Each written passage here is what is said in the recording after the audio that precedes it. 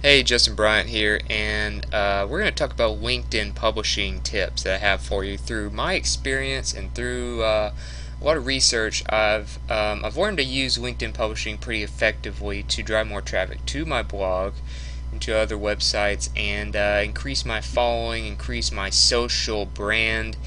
And I'm going to share with you 18 different ways that you can take advantage of this platform and do that for yourself as well. And whether you're a business owner or just a professional looking to enhance their skills, LinkedIn publishing is a new thing that can really help you out a lot. Alright, so the first thing I want to talk about is repurposing content. Alright, a lot of people have started a website, started a blog, use some kind of daily content, and you can repurpose that on LinkedIn to build your brand. And one way you can do that and to drive traffic to your blog that I've tried out before and had good results with is you can publish maybe half of your blog post, and at the end you can have a call to action that says read more here. It'll look just something like this, and what that'll do is it'll give people a reason to go to your blog. They can read the rest of the post there, and then that way you can maybe turn them into a lead, maybe turn them in, get them to buy something or subscribe or follow you on Twitter, whatever it is that you want them to do. That you get them to their website, and that increases your traffic. Okay, so repurposing content is one great way to do that. You also can promote your videos. As you can see here, I'm on the publishing platform right now, and see this little embed thing. It looks like a play button. You can embed your videos in the posts. Okay, so if you're building a YouTube channel, you can also share it on here. Increase your likes, increase your views, and increase your subscribers through LinkedIn. Another thing you can do is use an image. Obviously, they give you this big image space. This is something they recently added as of doing this video, where you can add a big image. As you see in most blog posts, you'll have an image to start off before you get to actually read the content. Okay, people do that to capture their attention. The headline, the picture is the first thing all your readers will see. So LinkedIn decided to make it easier for you to add a picture and to make it look like a professional blog post. So I recommend that you take advantage of this. Use a picture that captures attention but is still related to your content. Another thing is the headline, like I just talked about. I wouldn't worry too much about SEO as far as headlines anymore. It's more about topics than keywords these days, and in 2015, and really here late in 2014, as of making this video, most bloggers, including myself, are going more towards just headlines that get people to read. People get curious about certain headlines, and usually they have to do with numbers or statistics, lists, how-tos, things like that. Okay, top 10 this, or how to do this.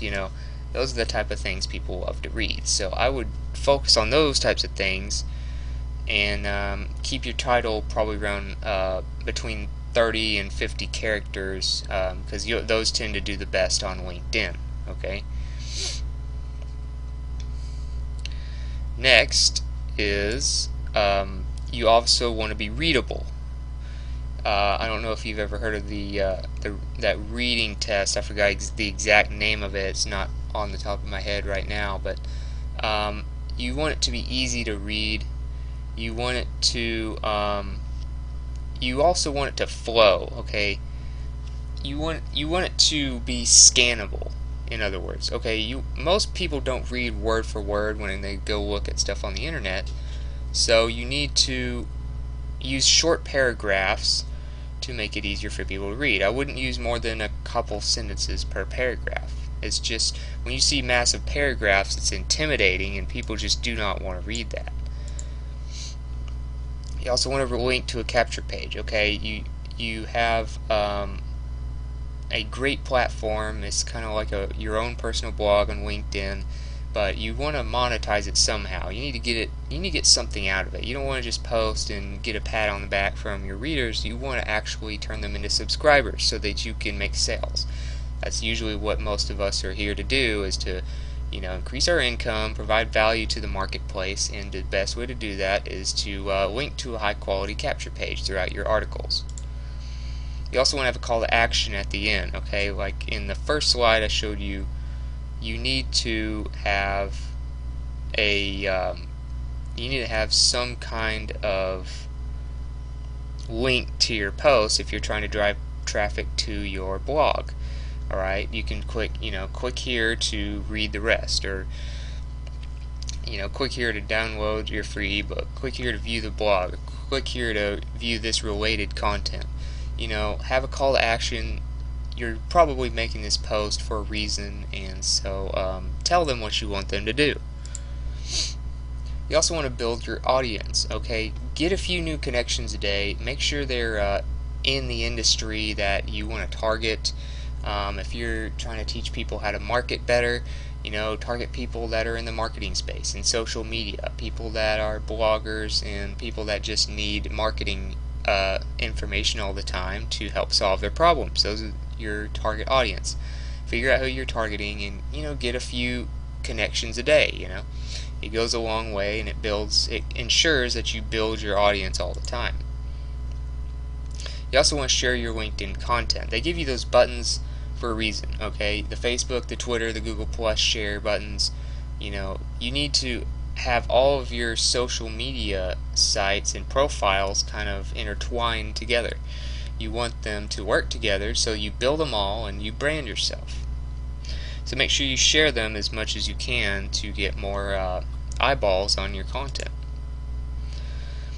You also want to use the right topics. As you can see here in this graph right here, you have the topics that people are most interested in reading about on LinkedIn. Now, LinkedIn is more of a professional site. It's not just a regular social media site where people just go there for pictures and catchy quotes and stuff like they do on Facebook and Twitter. So, plan accordingly by using data like this to know what your audience wants on LinkedIn specifically. You also want to tell people about your posts, obviously, because you need to follow the 80-20 rule. You 20% of the time you're making content, 80% of the time you're promoting it, because if people don't see your content, it's basically useless. Alright? So, you can send a message to some of your connections on LinkedIn and say, hey, I got this great article. I see that you're a social media marketer. I wrote something about social media and some great tactics. Maybe you'll enjoy it. Check it out on here. Or, just promote your stuff, and you'll get more followers, you'll get more active readers, and you'll build a brand on LinkedIn.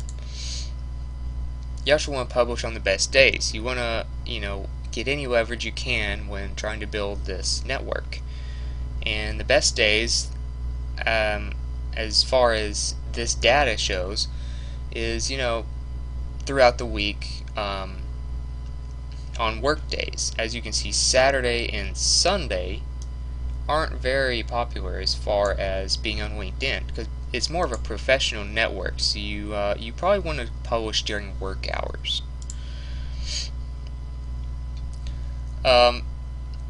You also want to publish at the right times of the day, okay? So you know what days to publish on now. The times of days that you want to publish on are, right before work, around lunchtime, and right before they're about to leave work, okay? After work and the late hours of the day and on weekends, it's been showed, as you could see in that graph, that people do not really spend a lot of time on LinkedIn in their free time. It's mostly just at work, and it's more of a professional environment. So, plan your publishing times accordingly with that. You also want to study the best. Anytime I'm trying to do something well, I study and model who's doing a good job at it, okay?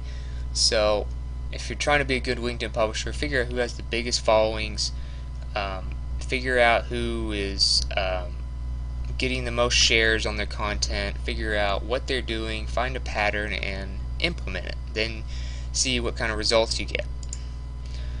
Okay, quality content obviously is always king. You hear about this in blogging, you hear about this even in making videos and things like that, but quality content is also king on LinkedIn, obviously, because you're trying to build a brand that where people see you as the expert, so that they can you know, go and become a subscriber to your list, buy your stuff, or want to learn more about you, work with you, whatever it is that your goal is for those people in your audience.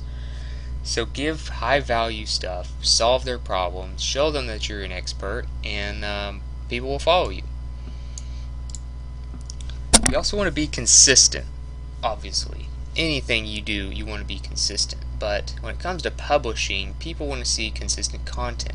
If you're not publishing very often, they might see you as disorganized. They might see you as someone who's not really completely committed to publishing and actually helping people and providing them value. So publish 3 times a week at least, I would say. You know, LinkedIn is one of those platforms you can you don't have to have a brand new article that you just wrote every time on there. You can repurpose YouTube, you can repurpose blog posts, you can write up special things just for LinkedIn. It doesn't matter, just provide good value and do it consistently, and that's how you'll be able to track your progress. Alright, don't use big words. As you can see on this chart right here, that readability is something that should be easy. Even though it's a professional network, you don't want to make it hard for people to read your stuff, and you don't want to act like you're smarter than them. If people see that or get the idea that you're trying to prove you're smarter than they are and to make them feel stupid, they're not going to want to read your stuff. So a good rule of thumb is to make it easier to read at like a middle school level, okay? And they have a reading test that you can do, and it's called the Kincaid Reading Ease. Okay. I don't know if I even said that right, honestly, so don't hold me to that, but that's how you understand how easy it is to read, and it has to do with syllables and how big your words are. So just keep it, you know, easy to read. If you were trying to teach a middle school or something, you know, how would you talk to them? Use your writing in that way. Okay, last but not least, you don't want to be too controversial on LinkedIn. It's not a good place. You know, Facebook, Twitter, you know, people say their opinions and things like that, and it blows up. It can be very hot, it can be very positive, it can be very negative, it can go viral, but LinkedIn is not the place for that. It's serious, it's professional, so keep it neutral. Don't express a whole lot of crazy opinions, or don't try to, you know, be too one-sided on anything and cause a stir up. Okay, so those are my main 18 tips on there. Go to LinkedIn, start making your first post, and I'm sure you'll really love the platform. And if you're not using it already, you can check out some of my other posts on here. Follow me, whatever you need to do. And I definitely recommend you use this. It'll increase your traffic, it'll get you more subscribers, and it'll build your brand. So I'll see you in the next video. Make sure you go to selfmadesuccess.com, pick up your free gift for watching. I got a great course you're gonna love, and I'll even give you a bonus with that. And so go ahead and go to selfmadesuccess.com. I'll have a link for you, and I'll see you in the next video. Hope you have a great day. This is Justin Bryant, and I'll talk to you later.